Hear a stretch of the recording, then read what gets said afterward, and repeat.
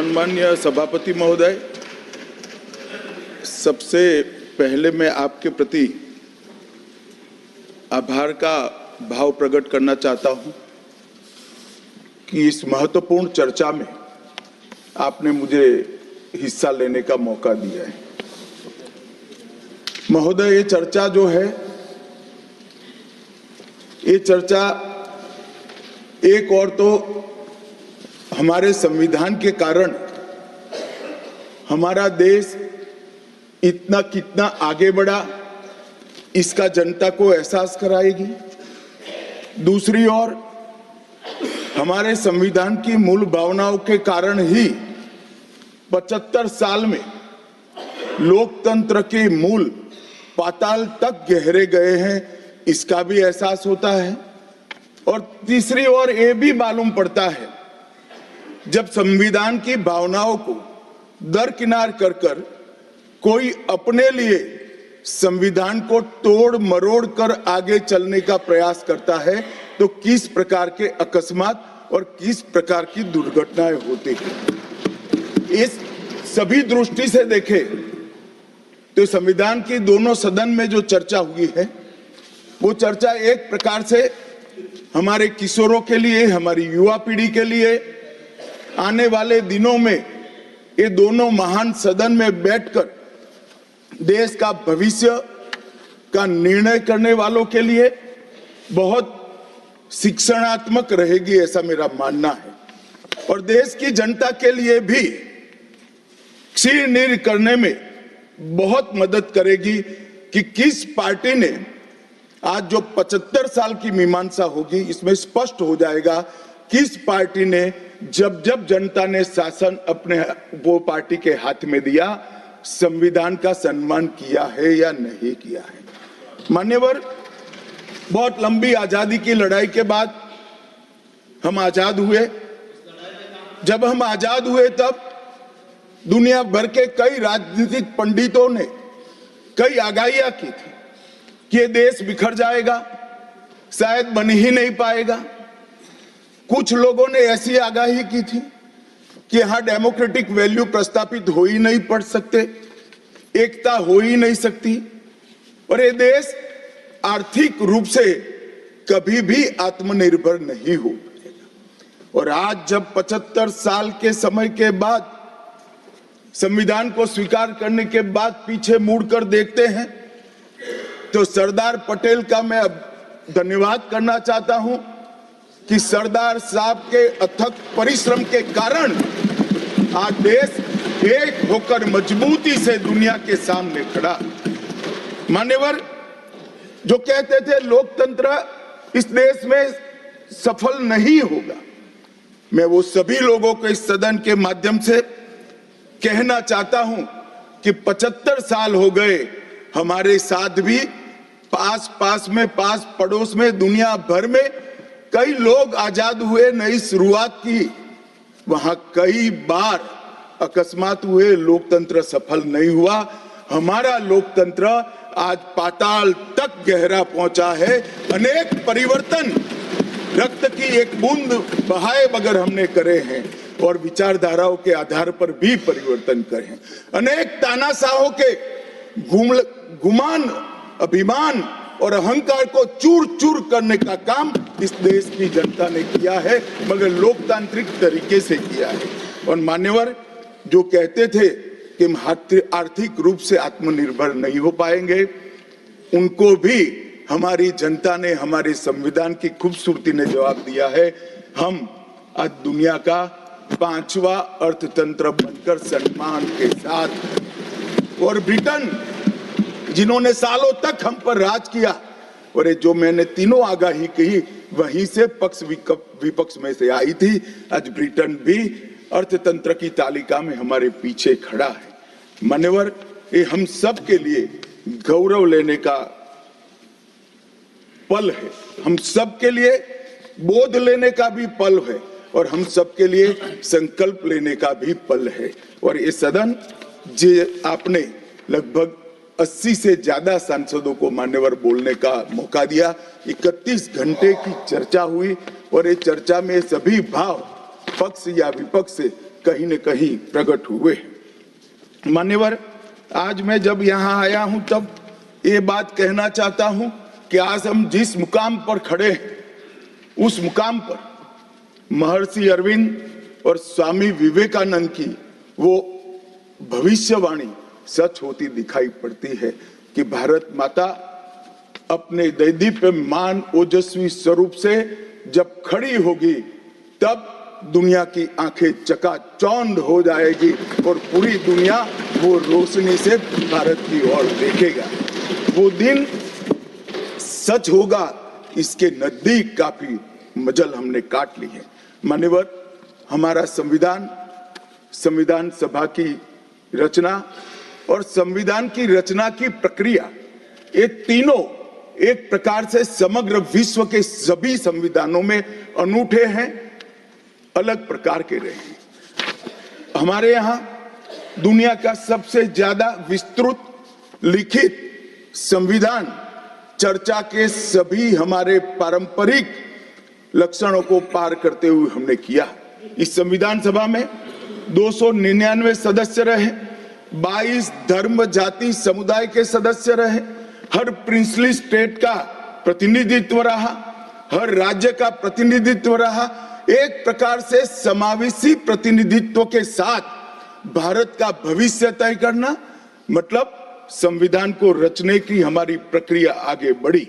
2 वर्ष 11 माह और 18 दिन तक अहर्निश चर्चा चलती रही, विस्तृत चर्चा चलती रही।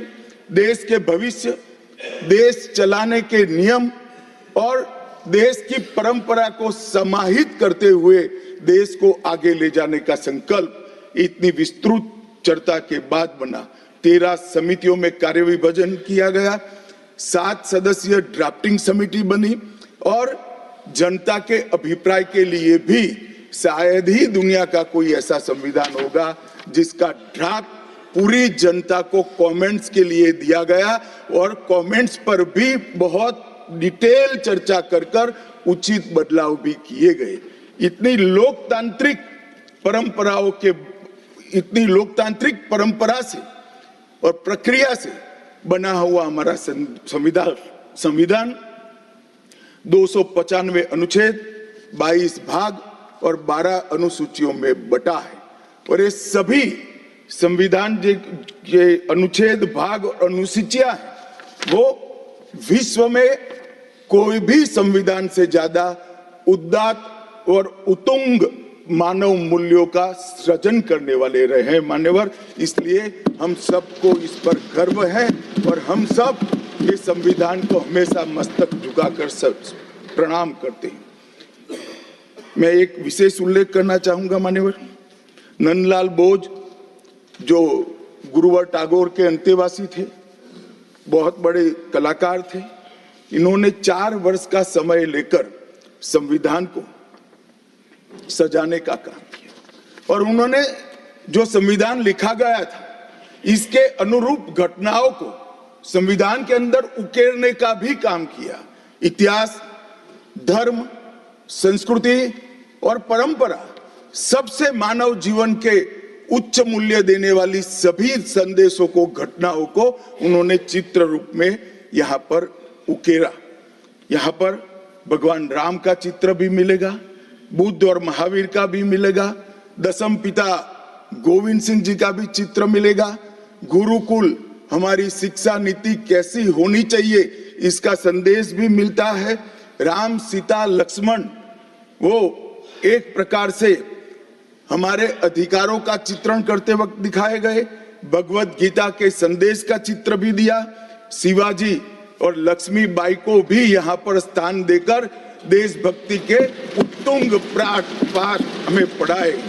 नालंदा यूनिवर्सिटी हमारी प्राचीन शिक्षा पद्धति का हमें स्मरण कराती है और नटराज जीवन में बैलेंस कैसे होना चाहिए वो बैलेंस के सिद्धांत को भी प्रतिरूपित करता है। मैंने आज थोड़ा यहाँ आने से पहले क्या क्या चर्चा हुई राज्यसभा में, उसमें हमारे एक सम्मानीय सदस्य ने कहा कि चर्चा का स्तर कितना नीचा हो गया है कि यहाँ चित्रों की चर्चा हो रही है। मान्यवर, अगर संदेश लेना नहीं आता तो संविधान का भी कोई उपयोग नहीं। ये सारे जो चित्र लगाए हैं वो हमारे हजारों साल से चलने वाले हमारे राष्ट्र के जीवन को उद्घोषित करने वाले। और कोई ये न समझे कि हमारा संविधान दुनिया के संविधानों की नकल है। हाँ, हमने हर संविधान का अभ्यास जरूर किया है, क्योंकि हमारे यहाँ तो ऋग्वेद में कहा गया हर कोने से हमें अच्छाई प्राप्त हो, शुभ विचार प्राप्त हो और शुभ विचार को स्वीकारने के लिए मेरा मन खुला हो। मान्यवर, हमने सबका सबसे अच्छा लिया है, मगर हमारी परंपराओं को नहीं छोड़ा है। पढ़ने का चश्मा अगर विदेशी है तो संविधान में भारतीयता कभी नहीं दिखाई देती। और मैं मानता हूं कि जिसने भी संविधान को सिर्फ शब्दों में छापा है और चित्रों को निकाल दिया है, उन्होंने संविधान की भावनाओं के साथ छल किया है। चित्र बगैर का संविधान अधूरा संविधान। मान्यवर, इसके अंदर संविधान सभा में राजेंद्र प्रसाद जी, राजेंद्र बाबू अध्यक्ष बने, डॉक्टर BR आंबेडकर, सरदार पटेल, जवाहरलाल नेहरू, श्रीमान काजू, KT Shah, Iyengar, Maulana Azad, Shyama Prasad Mukherjee, doctor Radhakrishnan, KM Munshi, ऐसे विद्वानों ने अनेक चर्चाओं में हिस्सा लेकर संविधान को समृद्ध और संपूर्ण बनाने का काम किया। परंतु इतना ही नहीं, संविधान सभा के जो सदस्य थे, इसके अलावे भी विवेकानंद, महर्षि अरविंद, महात्मा गांधी, गोपाल कृष्ण गोखले, तिलक महाराज, वीर सावरकर, लाला लजपत राय और राष्ट्र, लोकतंत्र और हमारी परंपराओं में उच्च मूल्यों को स्थापित करने वाले हर महापुरुष की भावनाओं का ये महापुरुष ने उल्लेख कर कोई न कोई सिद्धांत को प्रस्तापित किया है। मान्यवर, जब इतने सारे मनुष्यों का अच्छा विचार जिस संविधान में हो, उसको सफल होना ही था। ये संविधान सफल होने के लिए संविधान सभा की चर्चा अगर कोई ध्यान से पढ़ेगा तो वेद, उपनिषद, चाणक्य नीति, विदुर नीति, शांति पर्व, रामायण और महाभारत, इसमें से निपजे हुए मानव जीवन के सभी मूल्यों को भी इसके अंदर हमने समाने का प्रयास किया था। मान्यवर, 75 साल हो गए संविधान को किस प्रकार से हमारे राजनीतिक दलों ने और हमारी पॉलिटिकल पार्टियों के साथ साथ हमारी सरकारों ने भी किस प्रकार से आगे बढ़ाया, इसकी भी चर्चा जरूर होनी चाहिए। मैं मानता हूं ये चर्चा समय उचित होगी। हमारे संविधान की रचना के बाद डॉक्टर आंबेडकर ने बहुत सोच समझकर एक वाक्य किया था। मैं आंबेडकर जी के वाक्य को सदन के सामने प्रस्तुत करना चाहता हूं। कोट, कोई संविधान कितना भी अच्छा हो, वह बुरा बन सकता है अगर जिन लोग पर उसको चलाने की जिम्मेदारी है वो अच्छे न हो। उसी तरह से कोई भी संविधान कितना भी बुरा हो, वो अच्छा साबित हो सकता है अगर उससे चलाने वालों की भूमिका सकारात्मक और अच्छी हो। ये दोनों घटनाएं मान्यवर हमने हमारे संविधान के 75 साल के कालखंड के अंदर देखी है और मैं तथ्यों के आधार पर सदन के सामने और सदन के माध्यम से देश की जनता के सामने भी रखना चाहता हूं। हमारे संविधान को कभी भी अपरिवर्तनशील नहीं माना गया। समय के साथ साथ देश भी बदलना चाहिए, समय के साथ साथ कानून भी बदलने चाहिए और समय के साथ साथ समाज भी बदलना चाहिए। परिवर्तन ये जीवन का मंत्र है, सत्य है। इसको हमारे संविधान सभा ने स्वीकार किया था। इसलिए आर्टिकल 368 में संविधान संशोधन इसके लिए प्रोविजन किया गया।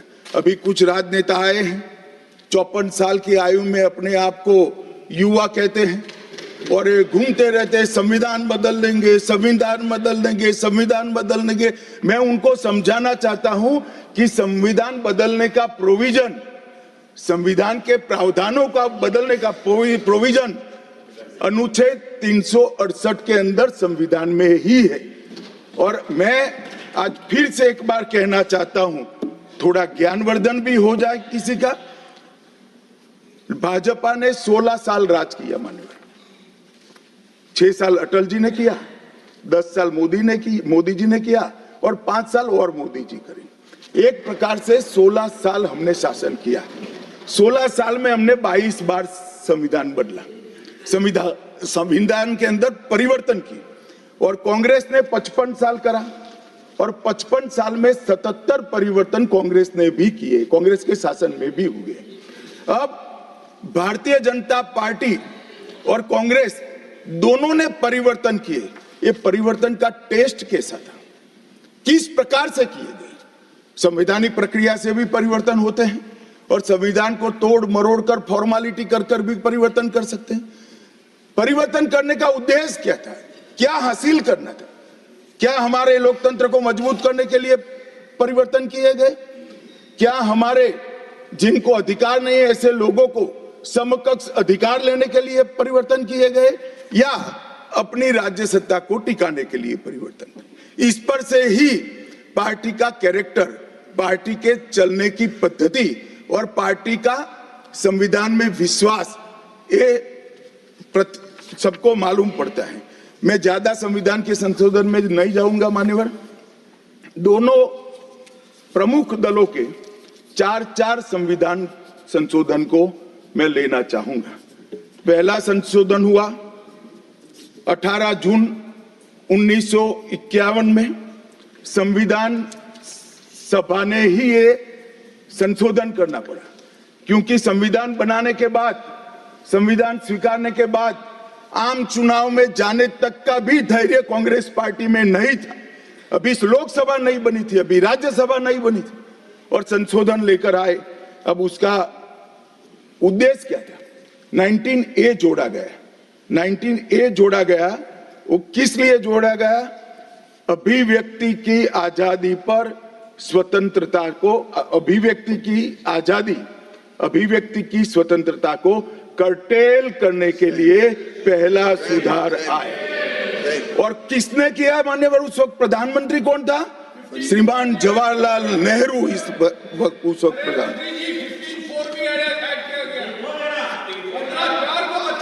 आप बता चुके। अब मान्यवर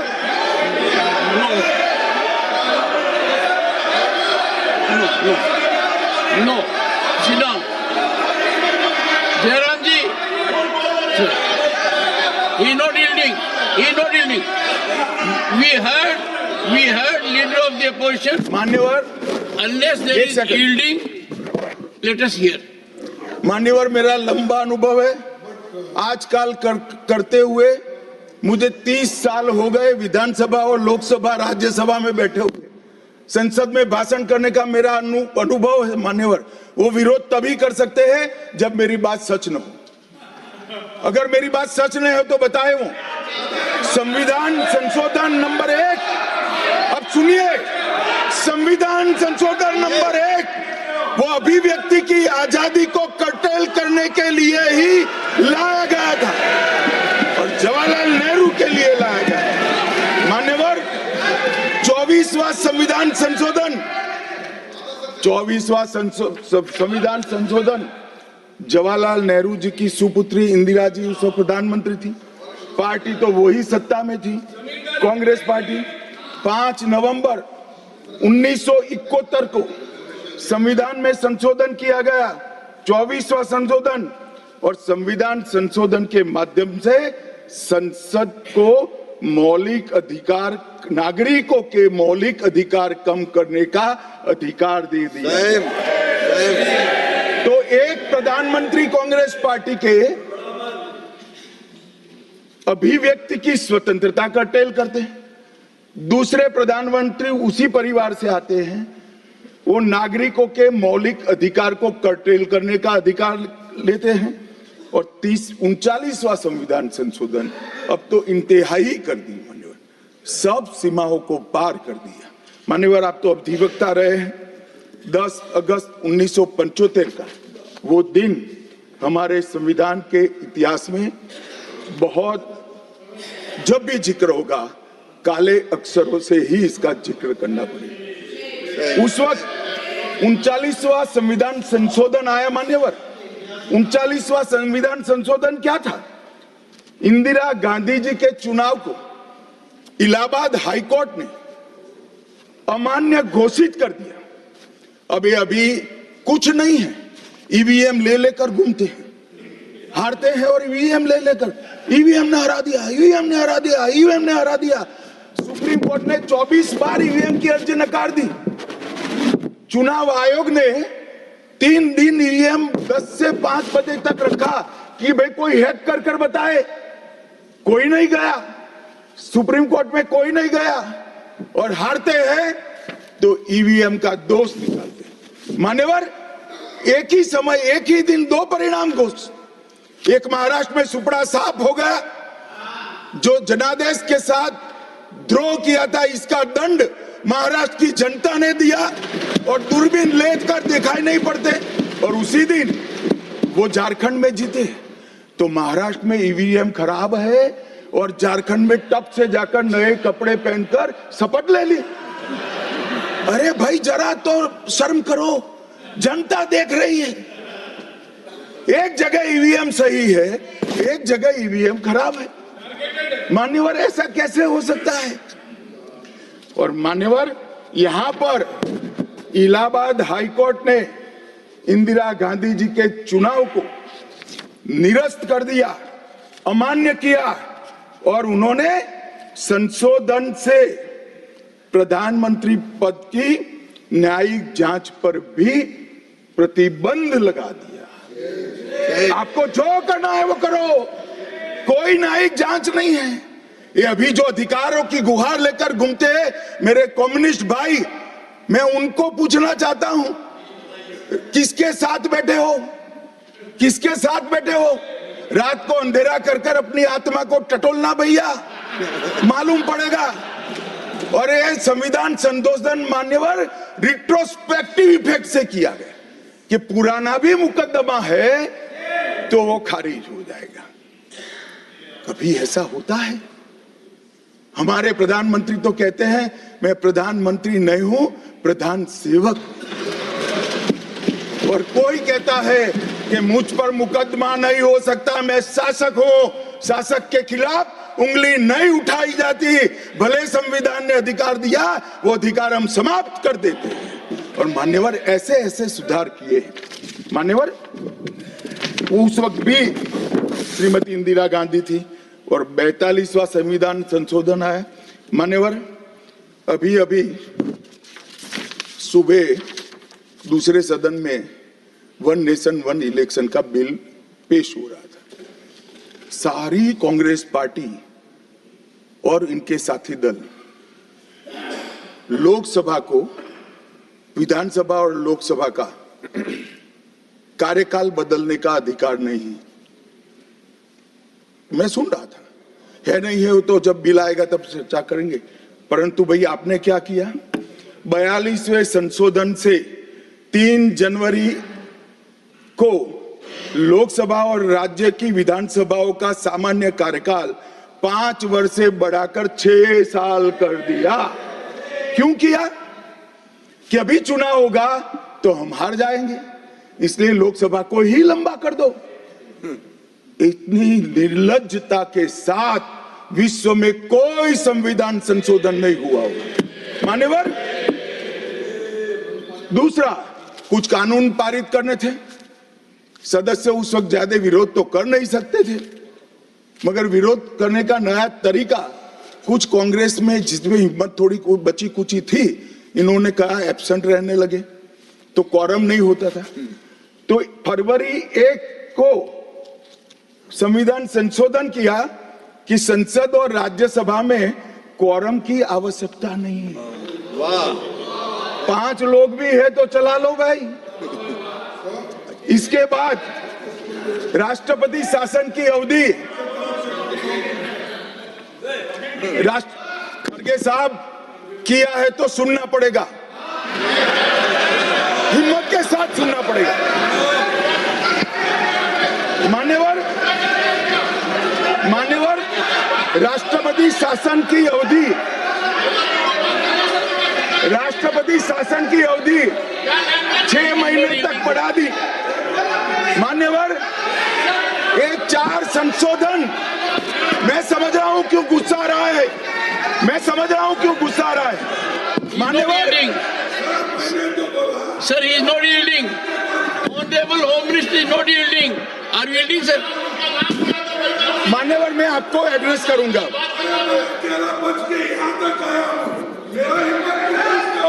तुम तो कायर हो, तुम मान्यवर, तुम लड़ाकू हो। Okay.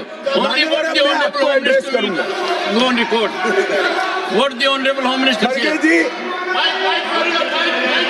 खड़गे जी, मैं आपका बहुत सम्मान करता हूं, आपकी हाजिरी वहां दर्ज करनी चाहिए। कृपया बैठे, मुझे बोलने दीजिए।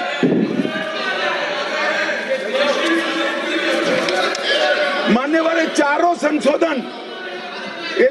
संशोधन मैं मेरी पार्टी के दफ्तर से नहीं ला सकता। ये चारों संशोधन संविधान में हुए, किसी को अदालत ने निरस्त किया, किसी को जनता पार्टी की सरकार आई तब उसको निरस्त किया, कुछ लिंगरिंग टेस्ट में रह गए, पर ये चारों संशोधन वास्तविकता है।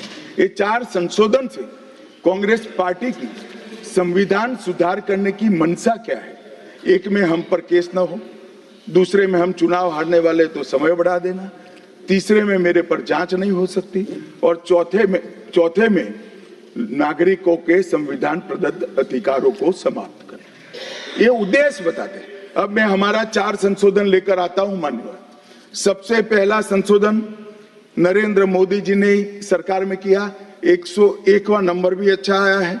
101वां संशोधन 1 जुलाई 17 को हम जीएसटी को लेकर आए मान्यवर, और इस देश के अर्थतंत्र को रिदम में लाने का, कश्मीर से कन्याकुमारी और कामाख्या से द्वारका तक विशाल फैले हुए देश को जीएसटी के तहत 100 अलग अलग बिक्री करके कानूनों को समाप्त कर लोगों की हालाकी खत्म कर एक कानून लाने का काम नरेंद्र मोदी जी ने किया, और वो लोगों की भलाई की।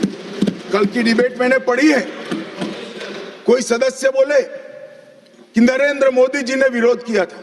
मैं रिकॉर्ड पर कहता हूं, हाँ, नरेंद्र मोदी जी ने विरोध किया था। किस मुद्दे पर किया था? आप जीएसटी तो लाना चाहते थे, मगर राज्यों को कंपनसेशन की गारंटी देना नहीं चाहते थे। हम जीएसटी भी लाए और राज्यों को विकास दर के हिसाब से कंपनसेशन की गारंटी भी दी। इतना ही नहीं, गारंटी का 10 साल तक पालन करने का काम भी भारतीय जनता पार्टी की नरेंद्र मोदी सरकार ने किया। हम संशोधन लाए देश के अर्थतंत्र को सुचारू बनाने के लिए। दूसरा संशोधन लाए, 102वां संशोधन, national commission of backward class को संवैधानिक दर्जा देने का काम। अब कुछ लोगों को पेट में दुख रहा है कि नरेंद्र मोदी जी ने ये क्यों किया। मैं साहब आगे बहुत सारी बातें बताऊंगा। नरेंद्र मोदी जी इसलिए कर पाए कि आपने नहीं किया था। अगर आप ये कर देते तो मोदी जी के तो भाग्य में ही नहीं आता। मगर साहब, पिछड़ी जातियों का कल्याण कभी भी कांग्रेस पार्टी का विश्वास नहीं रहा, मान्यता नहीं रही, नीति भी नहीं। भारतीय जनता पार्टी ने संविधान संशोधन पिछड़ी जातियों के कल्याण के लिए। तीसरा संशोधन क्या लाए? 130वां संशोधन 12 जनवरी 19, किसी भी जिनको आरक्षण का फायदा नहीं मिलता है, ऐसी जाति के गरीब से गरीब बच्चों को 10% आरक्षण देने का फैसला। गरीब कल्याण और गरीब हटाओ की बातों, गरीबी हटाओ की बातों सालों तक करी, सूद नहीं मिली, समय नहीं मिला, विचार नहीं आया। ये विचार नरेंद्र मोदी जी को आया और गरीबों को, बच्चों को 10% आरक्षण पूरे देश भर में मिला। मान्यवर 105वां संशोधन, ओबीसी की पहचान करने के लिए केंद्र के पास अधिकार थे। अब मैं बताना चाहता हूं, इतने बड़े विशाल देश में 140 करोड़ की जनसंख्या में पिछड़ी जातियों का पिछड़ापना क्या कोई एक केंद्र सरकार कर सकती है? फेडरल स्ट्रक्चर की बात करते हैं, मगर अब तक केंद्र सरकार के पास ही रहा था। नरेंद्र मोदी जी ने कहा इसके कारण पिछड़ा समाज को अन्याय होता है। आगे से ये संविधान संशोधन करने के बाद 10 अगस्त 2021 के बाद पिछड़ापन का निर्णय करने का अधिकार राज्य की सरकारों को देने का काम नरेंद्र मोदी। और मान्यवर सबसे अंतिम संशोधन में पांचवा कहना चाहता हूं, 106वां संशोधन, और मैं तो क्रम में बोला हूं, एक भी काटा नहीं। 101, 102, 103, 104, 105, 106 सभी के सभी जन कल्याण के लिए। और छठा सम्मेलन संशोधन था 28 सितंबर 2023 को, मातृशक्ति को शक्ति प्रदान करने का, मातृशक्ति को 33% आरक्षण, नारी शक्ति वंदन अधिनियम। मान्यवर, मैं आज आपके माध्यम से पूरे सदन से और पूरे सदन के माध्यम से देश भर की 140 करोड़ की जनता को कहना चाहता हूं कि जब इस दोनों सदन में 33% नारी शक्ति बैठेगी, संविधान निर्माताओं की कल्पना पूरी हो जाएगी। मान्यवर, इनकी आत्मा को बहुत शांति मिलेगी। इसके अलावा भी हम कई कानून लेकर आए। हम कानून लाए ट्रिपल तलाक को निरस्त करने का। अब ये कहते हैं आपकी वोट बैंक की राजनीति है। मान्यवर, सुप्रीम कोर्ट का कोई वोट बैंक होता है क्या? सुप्रीम कोर्ट तो चुनाव नहीं लड़ती है, जजों को चुनाव नहीं लड़ना है। ट्रिपल तलाक समाप्त करना चाहिए और साहबानों को मुआवजा देना चाहिए। दोनों जजमेंट सुप्रीम कोर्ट ने अलग अलग समय पर दिए थे, परंतु वोट बैंक की राजनीति हम नहीं कर रहे हैं। वोट बैंक की राजनीति कर कर मुस्लिम बहनों के साथ इतने साल अन्याय करने का काम एक कांग्रेस पार्टी ने किया। हमने तो ट्रिपल तलाक समाप्त कर कर मुस्लिम माताओं को, बहनों को अधिकार दिया। आपका कि भी अधिकार आपके पति जैसे हैं, मगर देखिए साहब, ट्रिपल तलाक समाप्त हो गया, अभी कोई नहीं कहता अच्छा हुआ। कैसे कहेगा? एक उदाहरण पड़ा है, हमारे आरिफ मोहम्मद खान बेचारे मंत्री थे, अच्छे खासे मंत्री थे, फर्राटे की अंग्रेजी बोलते थे, बहुत पढ़े लिखे व्यक्ति थे, फारसी के विद्वान, उर्दू के विद्वान, हिंदी तो मातृभाषा। अब उन्होंने कहा कि साहबानों को मुआवजा देना चाहिए। मंत्री पद भी गया, सांसद पद भी गया, और बेचारे कई सालों तक संघर्ष करते। कौन बोलेगा? मान्यवर, इनका जो पद्धति है वोट बैंक की पॉलिटिक्स करने की पद्धति है। मान्यवर, 2020 में हम नई शिक्षा नीति लाए। पहली शिक्षा नीति आजादी के बाद आई है जिसका विरोध कम्युनिस्ट भी नहीं कर पाए। बाकी तो शिक्षा नीति आए और कम्युनिस्ट पार्टी विरोध न करे, ऐसा कभी हो सकता है? मुझे भी बड़ा आश्चर्य होगा कि प्रकृति बदल गई है या उनका सोच बदल गया है। खैर, जो भी हुआ, फिर मुझे किसी ने बताया कि आपने इतनी अच्छी शिक्षा नीति लाए हैं कि इसका विरोध करोगे तो लोग उनका विरोध करेंगे, इसलिए विरोध नहीं किया है। मान्यवर, जम्मू कश्मीर में आरक्षण देने का संशोधन विधेयक लाए और 3 नए आपराधिक कानून भी हम लेकर आए। हमारी क्रिमिनल जस्टिस सिस्टम के ये 3 कानून 160 साल बाद पहले अंग्रेजों ने बनाए थे, अंग्रेजों की पार्लियामेंट में बने थे। नरेंद्र मोदी जी ने,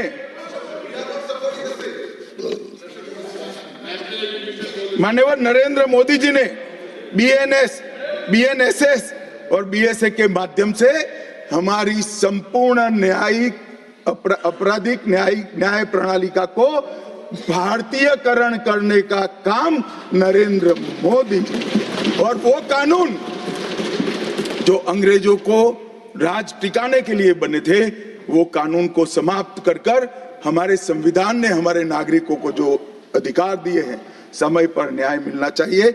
इसका करने का काम नरेंद्र मोदी जी ने किया। इस देश को गुलामी की मानसिकता से आजाद करने का काम कई सालों के बाद अगर किसी ने किया तो हमारे नेता नरेंद्र मोदी ने किया। और आप तो कई साल तक, अटल जी की सरकार आई, कई साल तक बजट शाम को 5:30 बजे रखते थे। क्यों शाम को 5:30 बजे रखते थे? क्योंकि इंग्लैंड की रानी के घड़ी में उस वक्त 11 बजते थे। आजादी के इतने सालों तक अंग्रेज की रानी के घड़ी से बजट रखने की आदत थी, वो भी किसी ने बदला तो भारतीय जनता पार्टी ने बदला, अटल बिहारी वाजपेयी।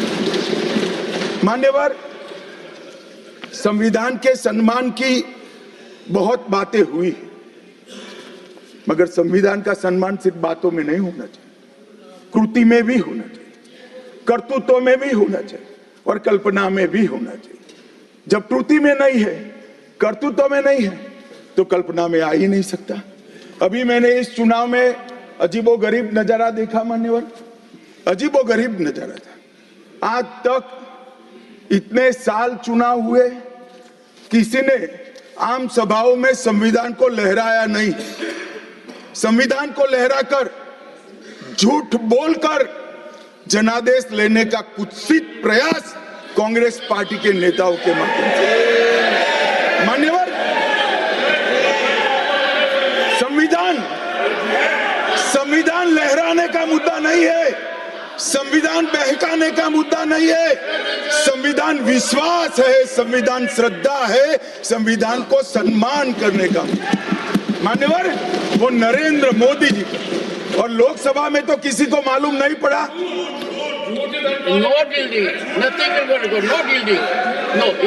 मान्यवर, लोकसभा में तो किसी को मालूम नहीं पड़ा, लोकसभा में तो किसी को मालूम नहीं पड़ा। जागरूकता थी। महाराष्ट्र में भी लहराने के अलावे बांटने गए तो एक पत्रकार के हाथ में भी आ गया। खोला तो मान्यवर पूरा कोरा था, अंदर कुछ लिखा ही नहीं था, प्रीएम्बल भी नहीं था। मान्यवर, इतना बड़ा छल। आपकी बात नहीं कर रहा मैं, ये तो पकड़े जाने के बाद तो सब लोग सुधर जाते हैं। मान्यवर, 75 साल के इतिहास में, संविधान के आयुष्य में, संविधान के नाम पर इतना बड़ा छल मेरे जीवन में तो मैंने ना देखा है ना जाना। और कारण ढूंढते हैं कि क्यों हारे। मैं बता दूं, कारण मत ढूंढिए, कमेटी की जरूरत नहीं है। संविधान और आरक्षण करते थे, लोग जान गए कि संविधान फर्जी लेकर घूमते हो तो लोगों ने हरा दिया। मान्यवर, ये प्रति जो लेकर घूमते हैं, इसमें गोखले साहब ने क्या लिखा है वो एक बार पढ़ लें। उन्होंने लिखा है कि इंदिरा जी और कांग्रेस पार्टी ने संविधान पर सबसे ज्यादा कठोर कुठाराघात करने का काम किया है। जो प्रति लेकर घूमते हैं ना, उसकी प्रस्तावना में लिखा गया। माननीय सभापति महोदय, माननीय सभापति महोदय, संविधान कैसे तोड़ा मरोड़ा जा सकता है, इसके भी मैं 2 उदाहरण देना चाहता हूं। हमारे सेना के जवान, सुरक्षा दलों के जवान, वो हमारी मातृभूमि की 1 इंच भूमि पर जान देने के लिए तैयार है। सैकड़ों हजारों लोग शहीद हुए 1 इंच भूमि के लिए। और मान्यवर, किसी को भी भूमि देनी है तो आर्टिकल 1 अमेंड करना पड़ेगा।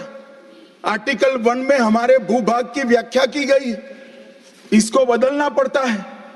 तमिलनाडु के पास एक टापू था, कच्चातीवू टापू। वो टापू 1974 में अचानक ही एक एग्रीमेंट कर वन फाइन मॉर्निंग लंका को दे दिया गया। मान्यवर, चलो भाई, बहुमत था आपका, मान लो, ऐसे भरोसे से किया होगा कि संसद मेरा सम्मान रखेगी, परंतु बाद में भी ये चीज, ये आर्टिकल 1 का बदलाव आज तक नहीं आया है और वो हमारा भूभाग आज हमारा हिस्सा नहीं है।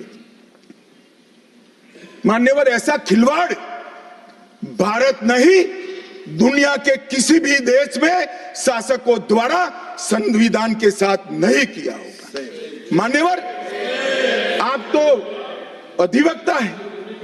35A को कॉन्स्टिट्यूशन ऑर्डर से, राष्ट्रपति महोदय के ऑर्डर से दाखिल किया गया। अब दाखिल तो हो सकता है, पर कॉन्स्टिट्यूशन ऑर्डर को दोनों सदन की परमिशन चाहिए, जो हमने धारा 370 हटाने के लिए ली। मैं आज कांग्रेस के मित्रों को पूछना चाहता हूं, जो संविधान की दुहाई देते हैं, 35A जब आपने लागू किया, इसके कॉन्स्टिट्यूशन ऑर्डर पार्लियामेंट में कब डिबेट में आया, कब मतदान हुआ, किसने पारित किया?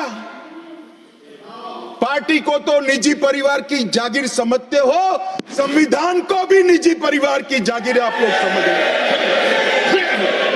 मान्यवर, इतना बड़ा छल देश की 2 संसदों के साथ किया है।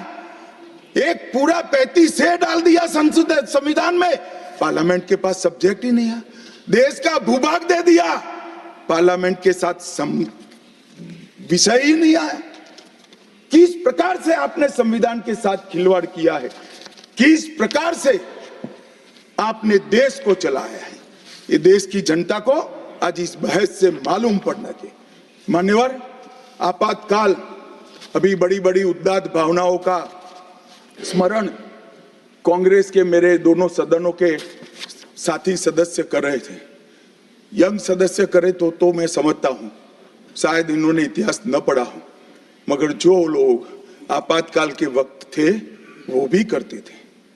किसी की भी स्मृति इतनी अल्पकालीन कैसे हो सकती है? मान्यवर, क्या हुआ था आपातकाल में? लाखों लोग कोई अपराध के बगैर जेल में ठूस दिए गए, लाखों लोग, कोई पॉलिटिकल पार्टी बाकी नहीं है। आज इनके साथ बैठे हैं, उनमें से भी कुछ लोग जेल में थे, वो भी नहीं बोलते हैं। न्यायालय में डर का माहौल, मीडिया पर सेंसरशिप।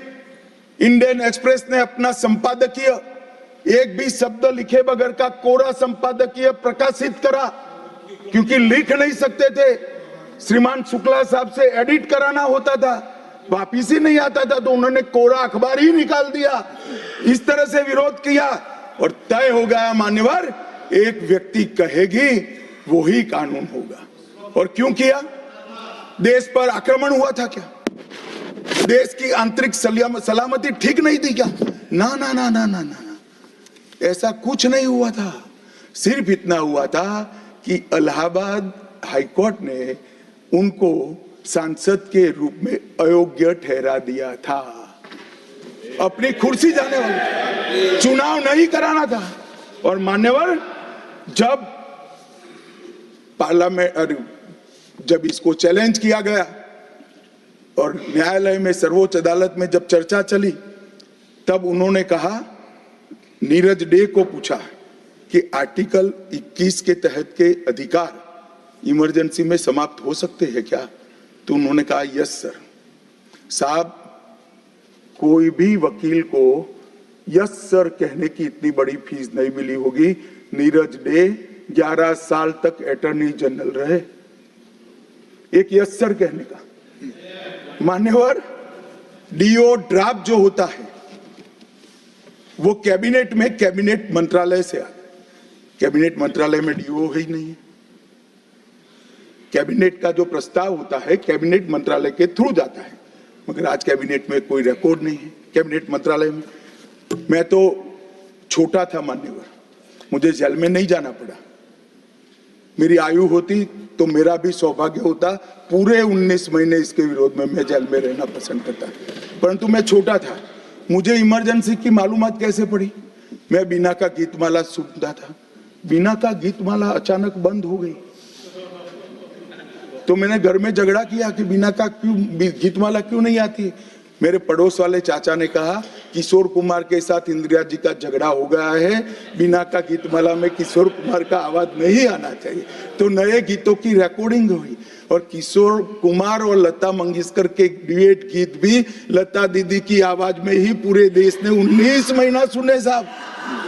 देखिए डेमोक्रेसी की बात करें मान्यवर, इस प्रकार की कृति, ऐसा दंड दिया देश की जनता ने उनको कि अब स्वप्न में भी नहीं कर सकते हैं। ऐसी कृति कोई न करे, इसलिए ये बहस जरूरी है। और मान्यवर, हम तो संविधान का सम्मान करते हैं। नरेंद्र मोदी जी ने संविधान दिन मनाने की बात रखी तो एक वरिष्ठ कांग्रेसी नेता ने कहा क्या जरूरत है संविधान दिन की, 26 जनवरी तो है। बोलिए भाई, संविधान को जितनी भी बार स्मरण करोगे, इसकी भावनाओं के प्रति आपकी आस्था दृढ़। और मान्यवर, इसलिए नरेंद्र मोदी जी संविधान दिन मनाते हैं और संविधान के निर्माताओं की पुण्य स्मृति में मनाते हैं। मान्यवर, उस वक्त आज ही मुझे किसी शायर ने दुष्यंत कुमार की पंक्ति भेजी है इमरजेंसी के लिए। मैं ज्यादा भाषण इमरजेंसी पर करना नहीं चाहता, परंतु मैं जरूर कहना चाहूंगा। दुष्यंत कुमार की पंक्ति है, एक गुड़िया की कई कठपुतलियों में जान है, एक गुड़िया की कई कठपुतलियों में जान है, आज शायर ये तमाशा देखकर हैरान है।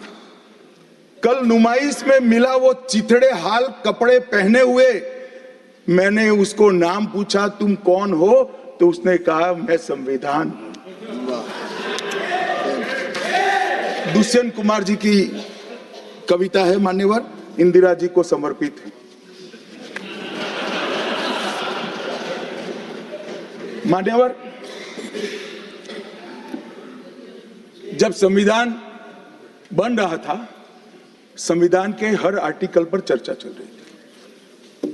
हम आजाद हो गए थे, आजाद हुए थे, पर हमारा देश कोई नया नहीं बना था।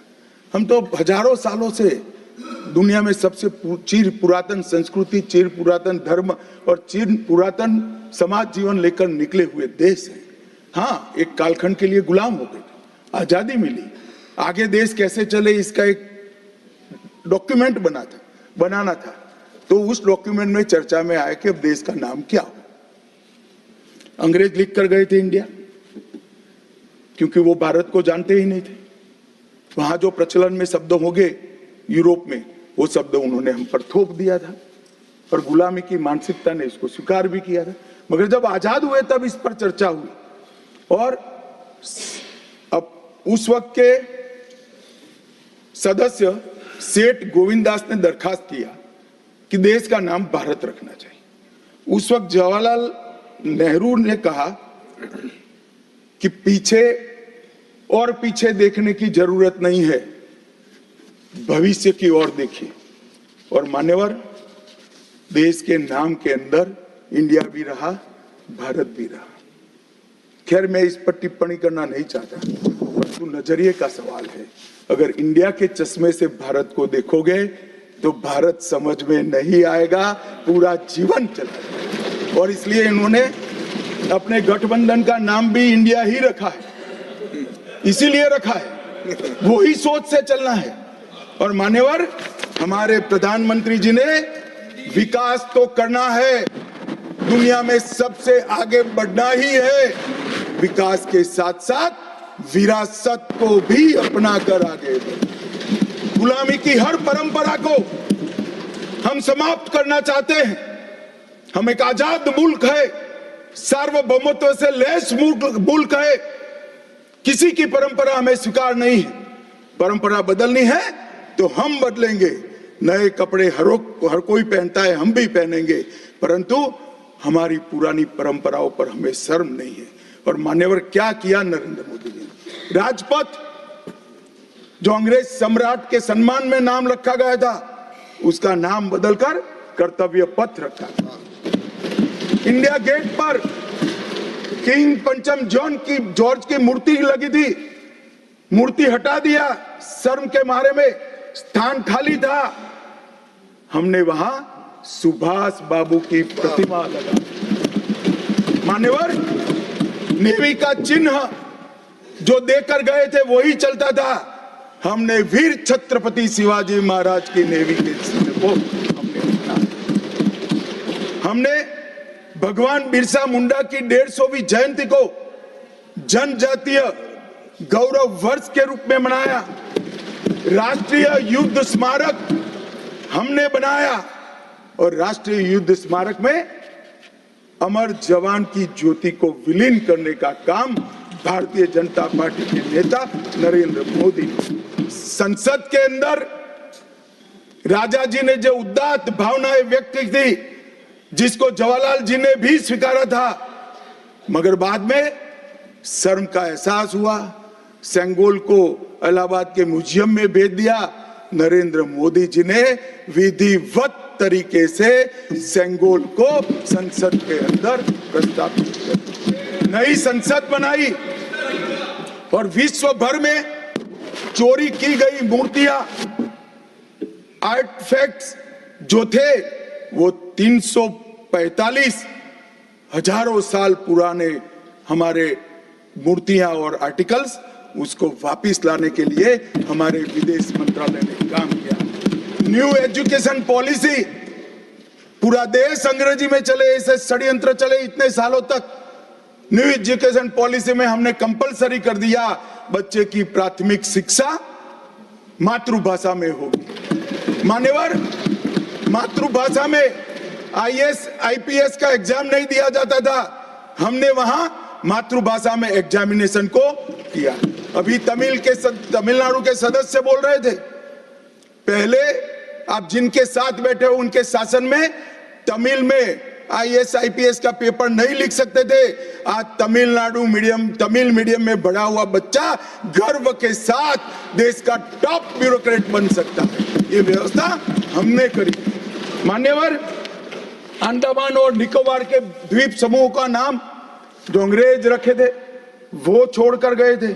सुभाष बाबू ने जब अंडमान निकोबार जीता तब उन्होंने नामकरण किया था शहीद और स्वराज, उसको भुला दिया गया। आजादी के बाद फिर से अंग्रेजों का नाम वापस लाए, नया न रखो कोई बात नहीं भाई, सुभाष बाबू ने रखा निकाल दिया। हमने डंके की चोट पर सुभाष बाबू के नाम शहीद और स्वराज दोनों वापस लाने का काम किया। ल्यूटियन में रेस कोर्स रोड पर रहते थे, हमने लोक कल्याण मार्ग करा। डेलहाउसी रोड का नाम दारा सिकोह के नाम से किया और निर्मला जी ब्रीफकेस की जगह वही खाता लेकर आज जब बजट देती है तब पूरे देश भर के भारतीय संस्कृति के लोगों को आनंद होता है। मान्यवर, 1500 से ज्यादा पूरे नए कानूनों को हमने समाप्त करने का काम किया। इन्होंने अपने परिवार की प्रसिद्धि के अलावे कुछ नहीं किया। हजारों जगह पे गांधी नेहरू परिवार के नाम मिलेंगे और किसी का नहीं। सुभाष बाबू का पुतला भी हमने लगाया। मान्यवर, हमने प्रधानमंत्री संग्रहालय बनाया। जवाहरलाल जी से लेकर नरेंद्र मोदी जी के पहले जितने बने वो सभी प्रधानमंत्रियों के जीवन कवन को हमने दिखाने का काम किया। वहां पहले सिर्फ जवाहरलाल जी का मिशन, G20 की अध्यक्षता हमने की और भारतीय सांस्कृतिक और वैश्विक समन्वय को हमने प्रोत्साहित। राम मंदिर का निर्माण, काशी विश्वनाथ धाम का पुनरुद्धार, काशी उज्जैन शारदा पीठ, करतारपुर साहिब कॉरिडोर, योग को वैश्विक पहचान और 160 साल पुराने कानूनों को खत्म करने का काम नरेंद्र मोदी जी ने किया। हम पीछे नहीं गए। ऐसा वो मानते थे पीछे चले जाओगे, पीछे नहीं गए। पीछे तो आप छोड़कर गए थे। आप 14वें नंबर पर छोड़कर गए थे, अटल जी 11 पे लाए, फिर 11 से नीचे नहीं गए, देश पर बड़ा उपकार किया। मोदी जी 11वें से 5वें नंबर पर लाए और 27 में 3रे नंबर पर पहुंच गए। मान्यवर, अभी कुछ नेताओं को आरक्षण में चुनाव जीतने की फॉर्मूला दिखाई पड़ती है। आरक्षण आरक्षण आरक्षण आरक्षण आरक्षण कोई आज की कल्पना नहीं है, हमारे संविधान निर्माताओं ने की। आर्टिकल 15 और 16 में SC, ST और OBC को आरक्षण का प्रोविजन किया गया है मान्यवर। ये मूल प्रोविजन है, कोई नया नहीं है। इतनी जोर से आरक्षण आरक्षण आरक्षण कर कर छाती चौड़ी कर कर चिल्लाते। आज मैं बताना चाहता हूं कि कांग्रेस पार्टी किस प्रकार से आरक्षण विरोधी पार्टी है मान्यवर। इनका कहना और करना दोनों अलग है मान्यवर। आरक्षण के लिए नेहरू जी के उद्गार अंत में मैं बताऊंगा, परंतु ओबीसी को आरक्षण देने के लिए 1955 में काका साहेब कालेलकर कमीशन बना मान्यवर। इसका रिपोर्ट कहां है? दोनों सदन के रिकॉर्ड पर मैंने ढूंढा, कहीं नहीं है, बुला दिया गया। क्यों? क्योंकि ओबीसी को आरक्षण मिलता था। बैठिए बैठिए बैठिए ना, मैं प्रक्रिया बताता हूं। अर्ध सत्य नहीं बोलता हूं भाई, एक सेकंड। छिपा कैसे सकते हो? छिपा कैसे सकते हो? बाबा साहब आंबेडकर का संविधान है, देश में लोकतंत्र है, कैसे छिपाओगे मान्यवर? कोई भी रिपोर्ट आता है, कोई भी रिपोर्ट आता है, अरे सुनो, अब कोई भी रिपोर्ट आता है उसको कैबिनेट के सामने रखना पड़ता है, फिर इस पर कार्यवाही जो की उसकी रिपोर्ट के साथ संसद के सामने रखना है। सही कह रहे हैं, उन्होंने संसद में लाने की जगह पुस्तकालय में रख दिया। ओबीसी का आरक्षण इन्होंने लाइब्रेरी में रख दिया। और मान्यवर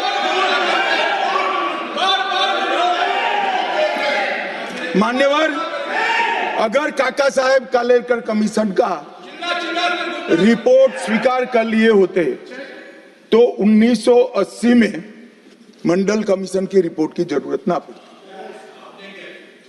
मंडल कमीशन का रिपोर्ट कमीशन ही इसलिए बनाया गया क्योंकि काका साहेब कालेलकर कमीशन का रिपोर्ट स्वीकारा नहीं, और 80 में मंडल कमीशन का भी रिपोर्ट आ गया, किसी ने इसका अमल नहीं किया। अमल कब हुआ? जब 90 में इनकी सरकार गई तब अमल हुआ।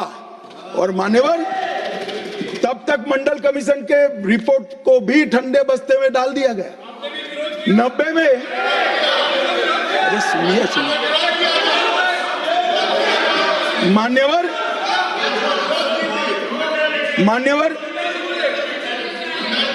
मंडल कमीशन के रिपोर्ट को जब स्वीकार किया गया, लोकसभा में प्रतिपक्ष के नेता थे श्रीमान राजीव गांधी। मैंने राजीव गांधी जी के सभी भाषणों को खंगाला। सबसे लंबा भाषण मंडल कमीशन के रिपोर्ट के विरोध करने के लिए किया है। और इन्होंने कहा पिछड़ों को आरक्षण देने से इस देश में योग्यता का अभाव हो जाएगा। अब ये तो आपके विचार है मान्यवर। राजीव गांधी की स्पीच भी, श्री राजीव गांधी की स्पीच भी लोकसभा के रिकॉर्ड पर पड़ी है। लाइब्रेरी में आप जाते हैं, लोकसभा की स्पीच निकलवा कर नहीं पढ़ते। जयराम जी पढ़ लीजिए एक बार। और नरेंद्र मोदी जी ने क्या किया मान्यवर? ओबीसी कमीशन को नरेंद्र मोदी जी ने मान्यता दी, पिछड़ा वर्ग का सम्मान किया, नेट, नीट, जेई उसमें ओबीसी का आरक्षण किया। और इन्होंने क्या किया? अभी भी ये तो सब नेहरू जी, इंदिरा जी और अब भी चलता रहता है। एक इन्होंने क्या किया? झूठ बोलना शुरू किया कि हम आरक्षण बढ़ा देंगे, आरक्षण बढ़ा देंगे, आरक्षण बढ़ाना चाहिए, आरक्षण 50% से ज्यादा बढ़ा। ये क्यों बढ़ाना है मैं बताना चाहता हूँ मान्यवर। झूठ नहीं, असत्य, झूठ की जगह असत्य। चले मान्यवर, आपने भी करेक्ट किया था। खड़गे जी की बात को स्वीकार कर लेता हूं। उन्होंने झूठ नहीं बोला, वो सत्य से परे बोले हैं, वो नहीं बोलना चाहिए मान्यवर। इन्होंने 50% से ज्यादा आरक्षण करने की वकालत की। मैं आज देश की जनता को कहना चाहता हूं कि देश के 2 राज्यों में धर्म पर आरक्षण अस्तित्व में है, धर्म के आधार पर आरक्षण। ये गैर संवैधानिक है मान्यवर। संविधान सभा की कोई भी डिबेट आरक्षण के प्रावधान करने वाले आर्टिकल की पढ़ लीजिए, इसमें स्पष्ट किया गया है कि कोई भी आरक्षण धर्म के आधार पर नहीं हो सकता, आरक्षण पिछड़ापन के आधार पर।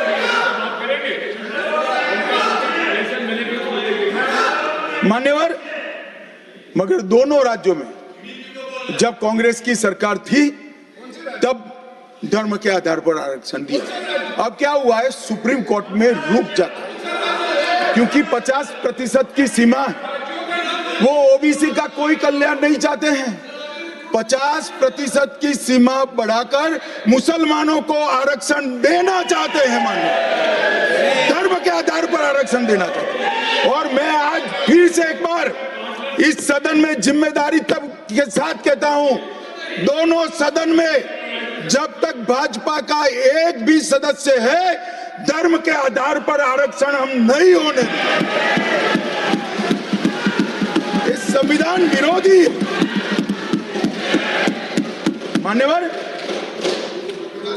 मैं अब कांग्रेस पार्टी ने कभी धर्म के आधार पर आरक्षण अरे दिया है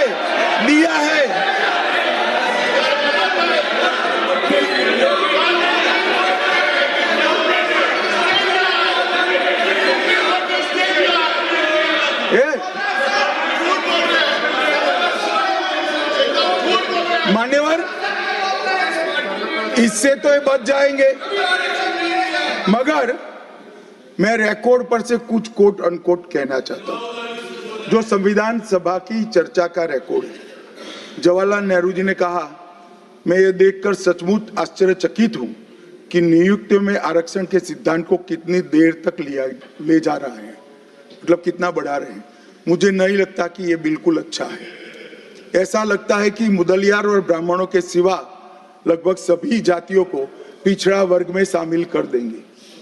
मान्यवर, सरकारी सेवाओं में आरक्षण के लिए इनके विचार थे। मैं इस बात से चिंतित हूं कि सरकारी सेवाओं में नियुक्ति के लिए जिस तरह से बहुत सारी जातियां और समूहों के आरक्षण के प्रस्ताव आते हैं, यह बहुत बुरी प्रवृत्ति है। इससे सरकारी कामकाज और आम तौर पर विकास और सार्वजनिक जीवन में गिरावट आएगी। मान्यवर, ये इनके विचार है, आज तक नहीं बदले, यही विचार है। मगर अभी जोर से बोलना, एक शब्द का प्रयोग मैं नहीं कर सकता, आगे गलती हो गई थी। असल मान्यवर, हमारे संविधान के directive of principle of state policies भाग 4 के अनुच्छेद 44 में एक एंट्री है जो कॉमन सिविल कोड की यूसीसी की बात करती है। क्योंकि हमारे संविधान का फैब्रिक पंथ निरपेक्ष है, हर जाति, हर धर्म, हर समुदाय के लोगों के लिए समान कानून होना चाहिए, इसका हमारा संविधान पक्षधर है। मान्यवर, ये यूसीसी क्यों नहीं आया?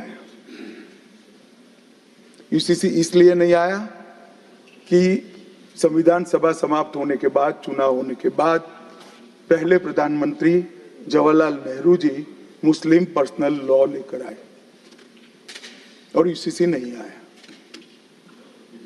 मैं आज कांग्रेस पार्टी को इस सदन में सार्थ पूछना चाहता हूं, क्या पंथ निरपेक्ष राष्ट्र के अंदर सभी धर्मों के लिए एक कानून होना चाहिए या नहीं होना चाहिए? इसकी कांग्रेस पार्टी स्पष्टता करे। क्या आप मुस्लिम पर्सनल लॉ का समर्थन करते हैं? और मान्यवर, इससे बड़ा छलावा नहीं हो सकता। मान्यवर, इससे बड़ा छलावा नहीं हो सकता।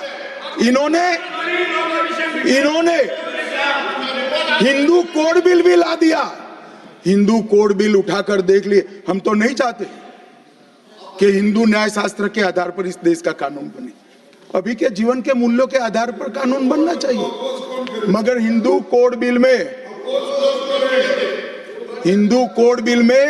एक भी पुरानी हिंदू न्याय व्यवस्था का कोई नामो निशान नहीं है।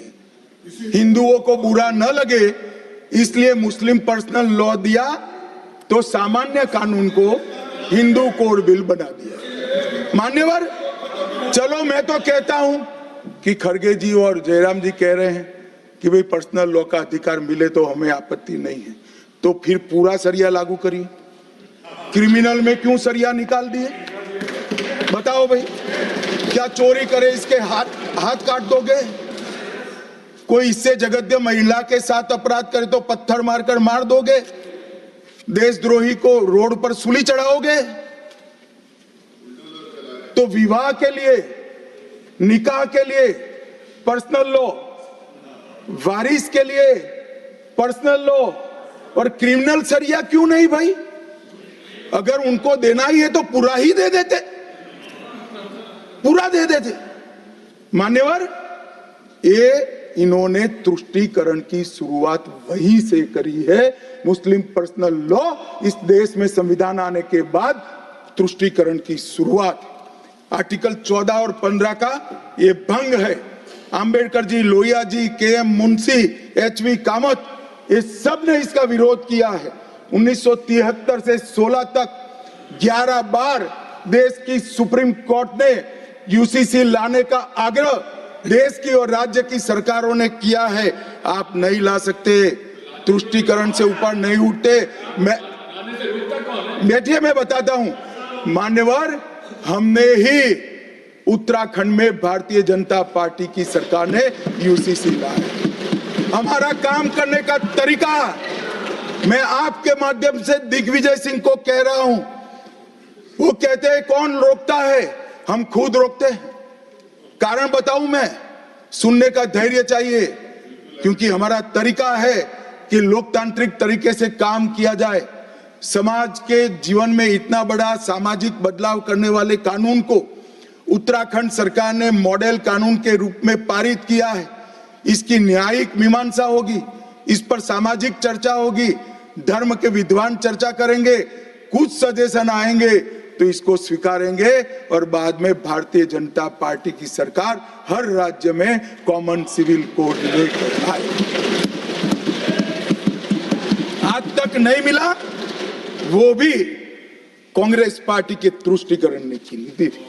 मान्यवर, अभी एक फैशन होगा, अभी एक फैशन होगा है आम्बेडकर आम्बेडकर आम्बेडकर आम्बेडकर आम्बेडकर आम्बेडकर। इतना नाम अगर भगवान का लेते तो 7 जन्मों तक स्वर्ग मिल जाता। अच्छी बात है ना? ना सुनिए तो, सुनिए ना, आप सुनिए ना, मैं बताता हूं। हमें तो आनंद है कि आम्बेडकर का नाम लेते हैं। आम्बेडकर का नाम अभी 100 बार ज्यादा लो, परंतु साच अर्थ में आम्बेडकर जी के प्रति आपका भाव क्या है ये मैं बताता हूं। मान्यवर, आम्बेडकर जी को देश की पहली कैबिनेट से इस्तीफा क्यों दे दिया? आम्बेडकर जी ने कई बार कहा कि अनुसूचित जातियों और जनजातियों से हुए व्यवहार से मैं असंतुष्ट हूं। सरकार की विदेश नीति से मैं असहमत हूं और आर्टिकल 370 से मैं असहमत हूं। इसलिए वो छोड़ना चाहते थे। उनको आश्वासन दिया गया, आश्वासन पूरा नहीं हुआ। उन्होंने इग्नोरेंस के चलते इस्तीफा दे दिया और एक श्री B.C. रॉय ने पत्र लिखा कि आम्बेडकर और राजाजी जैसे 2 महानुभाव मंत्रिमंडल छोड़ेंगे तो क्या होगा।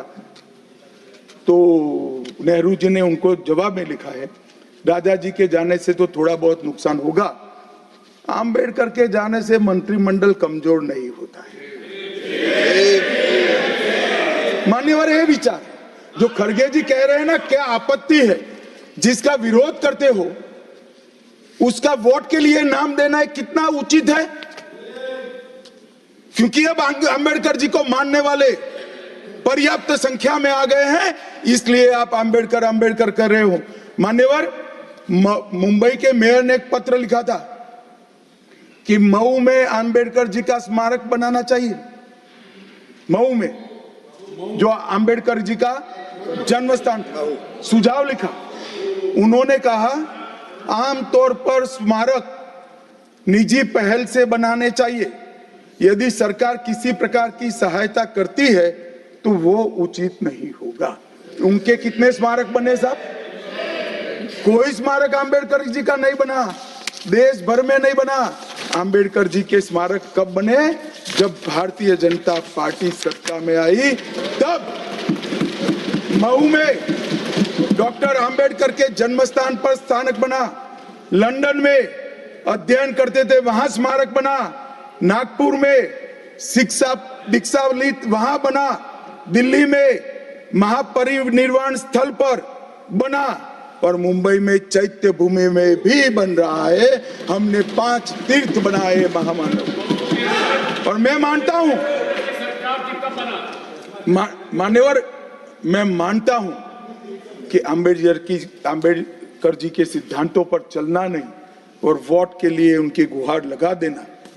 14 अप्रैल को राष्ट्रीय समरसता दिवस घोषित किया हमने, 26 नवंबर को संविधान दिवस घोषित किया। उस वक्त भी इसका विरोध कांग्रेस के वरिष्ठ नेताओं ने किया। मान्यवर,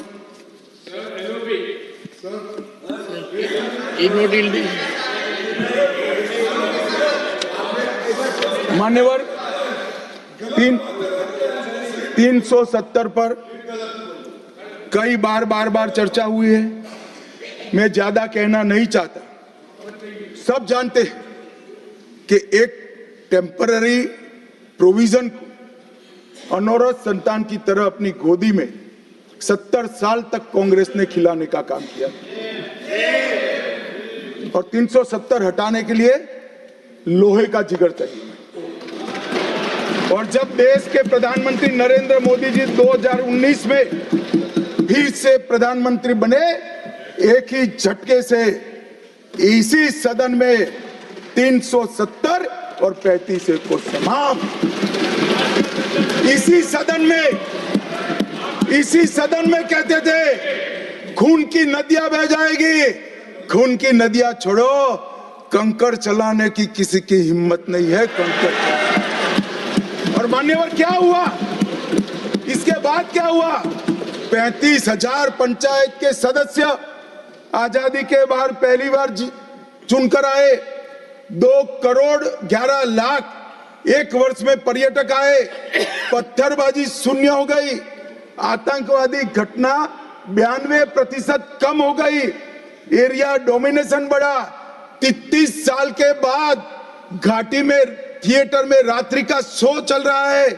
34 साल के बाद ताजिया का जुलूस निकला। पहाड़ी, गुर्जर, बकरवाल और वाल्मीकि को आरक्षण मिला और घाटी के हर घर तिरंगा अभियान भी चला। श्रीनगर में फॉर्मूला 4 कार रेसिंग हुई। लाल चौक पर तिरंगा शान से फहरता है और दुनिया का सबसे ऊंचा रेलवे आर्च ब्रिज आज चिनाब नदी पर बन रहा है।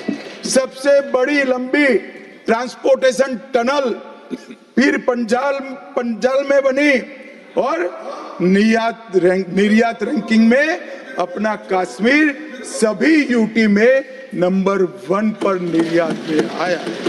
मान्यवर 80,000 करोड़ पाकिस्तान से आए हुए विस्थापित, घाटी से भगाए गए विस्थापित और पश्चिमी पाकिस्तान से आए हुए विस्थापित को 80,000 करोड़ दिया और 1,19,000 करोड़ का निवेश आज आ गए। मान्यवर 370 के रहते 70 साल में 12,000 करोड़ का निवेश आया था। अब 5 साल के अंदर 1,19,000 करोड़ का। G20 के डेलीगेट्स भी वहां गए। अमरनाथ यात्रा में 4.5 लाख यात्रियों ने अपनी श्रद्धा व्यक्त की और कुपवाड़ा के शारदा देवी मंदिर में 600 वर्ष के बाद पहली बार दीपावली मनाने का काम। मान्यवर ये कहते हैं 370 हटाने से क्या हुआ? मैं बताता हूं, आपकी तुष्टीकरण की दुकान बंद हो गई है। तुष्टीकरण बंद हो गई। मान्यवर आज संविधान के आर्टिकल 124 में न्यायपालिका की व्यवस्था के लिए हमारा जिक्र है। कांग्रेस पार्टी की सरकारों ने आर्टिकल 124 की भावनाओं के साथ किस तरह से खिलवाड़ किया है वो मैं आज सदन के माध्यम से सभी सदस्यों को और देश को बताना चाहता हूं। पहला मामला 1973 में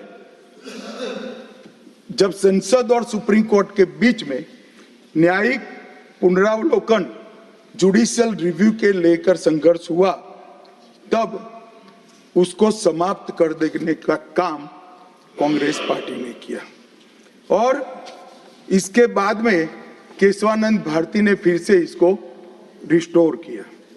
फैसले से नाराज होकर, फैसला तो चलो पक्ष में भी आता है, खिलाफ भी आता है, हमारे खिलाफ भी कई फैसले आते हैं, क्या कर सकते हैं, मानना चाहिए, हमारी संवैधानिक व्यवस्था है, आर्टिकल 124 कहता है। परंतु कांग्रेस ने क्या किया, 3 वरिष्ठ न्यायाधीश जस्टिस JM सेलत, KS हेगड़े और AN ग्रोवर, तीनों को प्रमोशन से महरूम कर सजा देकर चौथे न्यायाधीश को प्रमोशन देने का काम करा, जिसके कारण ये 3 सज्जनों ने अपना अपमान महसूस करते हुए संविधान की सुरक्षा के लिए इस्तीफा देकर घर पे जाना पसंद किया। ये किया है मैंने। दूसरा मामला 76 में ADM जबलपुर बनाम शिवकांत शुक्ला,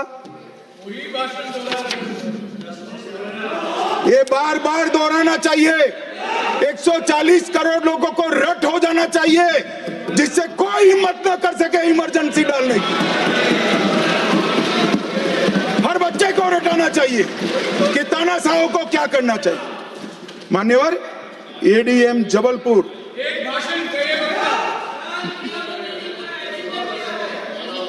मान्यवर ADM जबलपुर जस्टिस खन्ना बेचारे 3 विरुद्ध 1 लघुमती फैसला दिया। क्या हुआ, वो कभी भी चीफ जस्टिस नहीं बन पाए मान्यवर, उनको रिटायर्ड हो जाना। ADM जबलपुर। और उसके बाद में तीसरा मामला कॉलेजियन प्रणाली को एक साथ इन्होंने 18 उच्च न्यायालय के न्यायाधीशों का ट्रांसफर कर दिया, जिसमें 4 मुख्य न्यायाधीश भी थे। और कारण क्या था मान्यवर, क्यों किया, कोई कदाचार था, कोई भ्रष्टाचार था? ना ना ना ना, ये सभी 18 उच्च न्यायालय के न्यायाधीशों ने प्रत्यक्षीकरण मतलब हेबियस कॉर्पस को एंटरटेन किया, जो उनका संवैधानिक अधिकार है।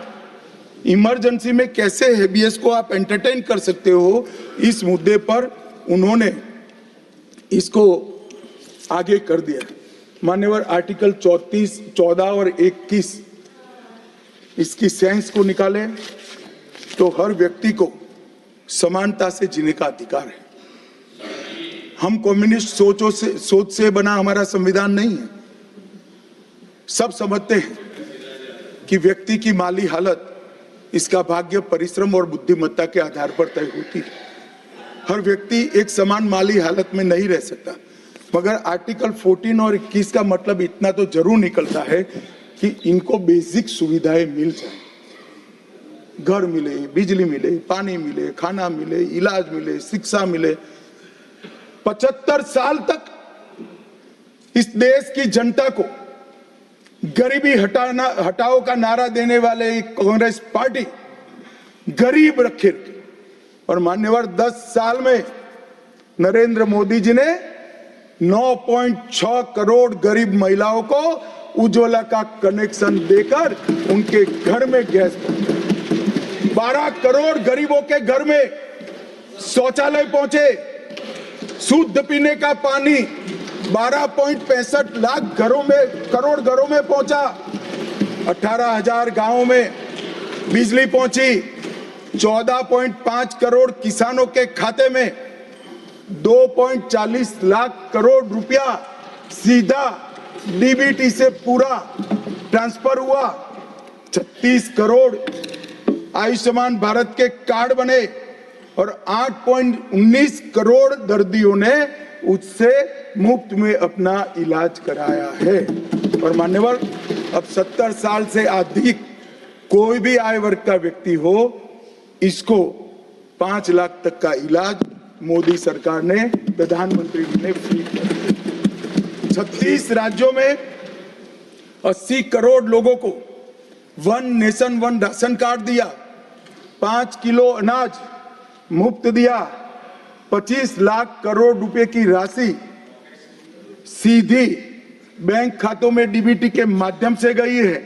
11,000 करोड़ रुपया 1 करोड़ लाभार्थी को, रेहड़ी पटरी वालों को दिया, और सबसे बड़ी बात 2 करोड़ लखपति दीदी बनाने का काम नरेंद्र मोदी और मान्यवर विश्वकर्माओं के लिए भी काम कर। अभी मान्यवर ये बात मैं बहुत संवेदनशील होकर के आप सदन के सामने रखता हूं। लोकसभा में चर्चा हो रही थी, कांग्रेस पार्टी के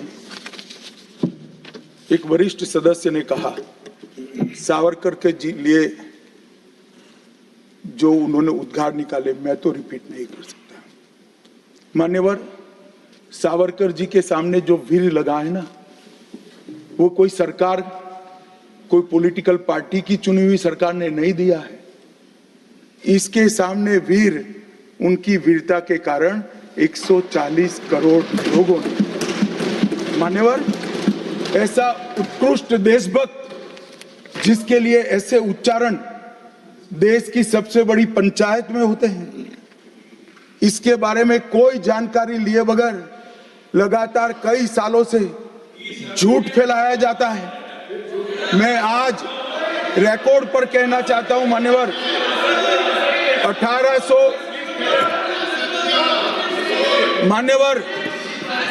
1857 से लेकर 1947 तक के स्वतंत्र संग्राम में किसी भी व्यक्ति को एक जीवन में 2 आजीवन कारावास हुए हैं तो वो वीर सावरकर। मध्य दरिये में देश को आजादी दिलाने के लिए टॉयलेट तोड़कर दरिया में छलांग लगाने का साहस किसे में था तो वीर सावरकर। एक ही जेल में 2 भाई काला पानी की सजा काट रहे थे, 10 साल तक भाई एक दूसरे को देखे नहीं। ऐसा वीर परिवार पूरे देश में दूसरा नहीं। मान्यवर, आज सावरकर जी की एक उक्ति में यहां पर कहना चाहता हूं। उनका एक मराठी में वाक्य है, तुझ साठी मरण ते जनन, तुझ बिन जनन ते मरण। इसके आगे है, हे मातृभूमि तेरे लिए मरण मृत्यु ही जीवन है और तेरे बिना जीवन मेरे लिए मृत्यु से भी कठिन। ये देशभक्ति के वाक्य जिस व्यक्ति के मुंह से निकले, इसके लिए इस प्रकार की सदन में चर्चा करते हैं, सार्वजनिक रूप से बोलते हैं और गर्व महसूस करते हैं। क्या देशभक्ति कोई विचारधारा के साथ जुड़ी हो ही सकती है? देश के प्रति बलिदान किसी धर्म के साथ जुड़ा हुआ हो सकता है? किस प्रकार के स्तर पर हम देश के सार्वजनिक जीवन को ले गए हैं मान्यवर, और हमारी तो न माने, हमारी न सुने। सुनिए सुनिए, आप हमारी न माने, हमारी न सुने, हमको न स्वीकारे, मगर मैं इंदिरा जी के 2 वाक्य कोट करना चाहता हूं। एक, उन्होंने 1966 में सावरकर जी के निधन पर कहा, सावरकर एक महान व्यक्ति थे, उनका नाम साहस और देशभक्ति का पर्याय है। एक महान क्रांतिकारी जिन्होंने अनगिनत लोगों से को प्रेरणा देने का काम किया, इंदिरा गांधी तत्कालीन प्रधानमंत्री।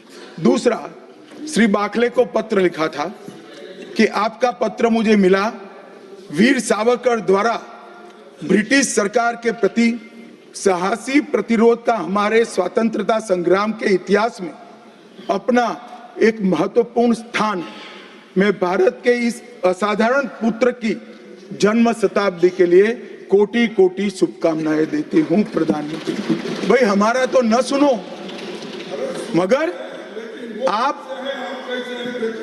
आप इंदिरा जी का भी नहीं सुनते हो। और मान्यवर, आपके माध्यम से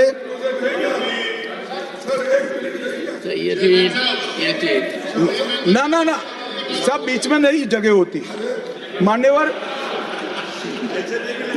मान्यवर, मेरा आज इस चर्चा के माध्यम से देश भर के अलग अलग पॉलिटिकल पार्टी, अलग अलग विचारधारा, अलग अलग धर्म के लोगों को एक निवेदन है कि देशभक्ति, वीरता, बलिदान और समर्पण को धर्म के साथ, विचारधारा के साथ या पार्टी के साथ मत जोड़िए।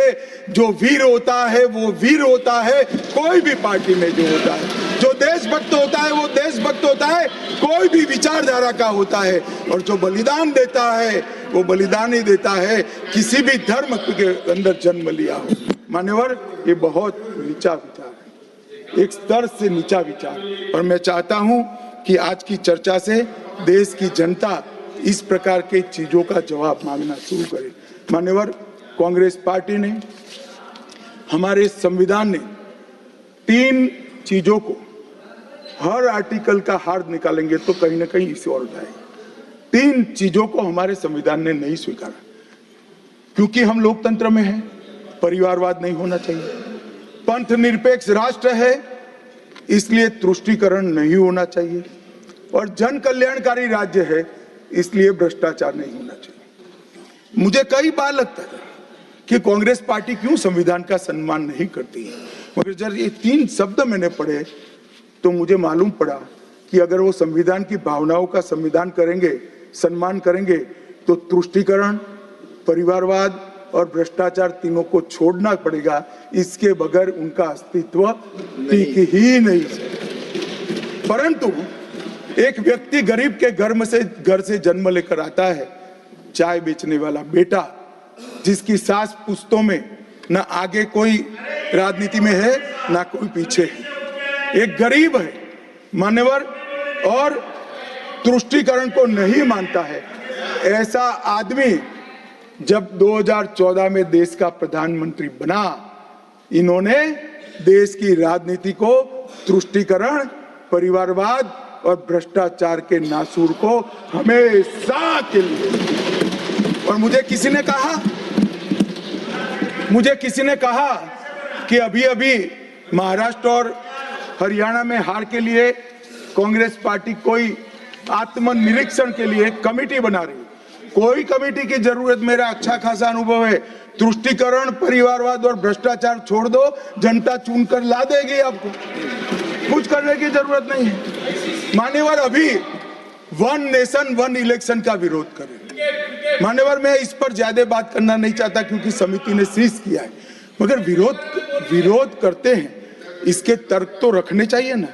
मान्यवर, मैं आज आपको बात कहने आया हूं। अभी मैंने कुछ समय में मोहब्बत की दुकान के बहुत नारे सुने।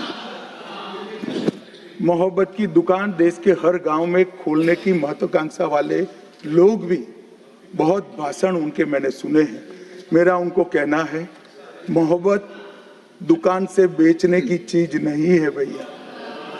मोहब्बत प्रचार की चीज नहीं है। मोहब्बत दिल में बसाने का जज्बा है, और मोहब्बत दूसरों को महसूस कराने का लम्हा है। अगर इतना समझ जाएंगे तो और कोई तकलीफ नहीं पड़ेगी। मान्यवर, अंत में मैं इतना कहना चाहता हूं कि आजादी के अमृत महोत्सव में इस देश के प्रधानमंत्री जी आजादी के अमृत महोत्सव को बहुत अच्छे तरीके से एक वेल डिजाइन मैनर में मनाने का निर्णय किया। पूरे लाखों कार्यक्रम हुए। इसका मीन निकालते, इसका हार्द निकालते तो आता है 3 उद्देश्य सामने आते हैं। बालकों, बच्चे, युवा और जनता को आजादी के 90 वर्ष लंबे आजादी के संग्राम के इतिहास की जानकारी देना। गुमनाम आजादी के सेना नायकों का नई पीढ़ी और आने वाली पीढ़ी को परिचय कराना। 75 साल में हमने जो सिद्धियां प्राप्त की है, इसका गौरव 140 करोड़ भारतीयों के मन में उत्पन्न करना। और जब आजादी के 100 साल हो गए, तब ये देश पूरे संसार में हर क्षेत्र में नंबर 1 पर हो, ऐसे महान भारत की रचना। और ये संकल्प अब श्री नरेंद्र मोदी का नहीं रहा है। ये संकल्प देश के 140 करोड़ लोगों का संकल्प हो गया है। इसको जब भी मैं जनता के बीच में जाता हूं, इसको महसूस भी करता हूं। मान्यवर, आज मोदी जी ने अमृत काल की कल्पना करी है। अमृत महोत्सव की समाप्ति से शताब्दी तक हम दुनिया में हर एक क्षेत्र में एक नंबर पर हो, भारत विकसित हो, हमारा गौरववंत स्थान हो। तब मुझे लगता है कि महर्षि अरविंद और विवेकानंद जी ने जो कल्पना करी थी कि भारत माता अपने संपूर्ण दैदीप्यमान स्वरूप के साथ दुनिया के सामने खड़ी होगी और दुनिया की आंखें भारत माता की तेज से चकाचौंध हो जाएगी। वो स्वप्न सच होगा, इसका मुझे विश्वास है। स्वप्न सच करने का रास्ता, एकमात्र रास्ता हमारा संविधान है और इसमें छेड़खानी करने का किसी का साहस न हो, वो जनता ने सुनिश्चित करना है। आपने मुझे मौका दिया, इसलिए बहुत The House is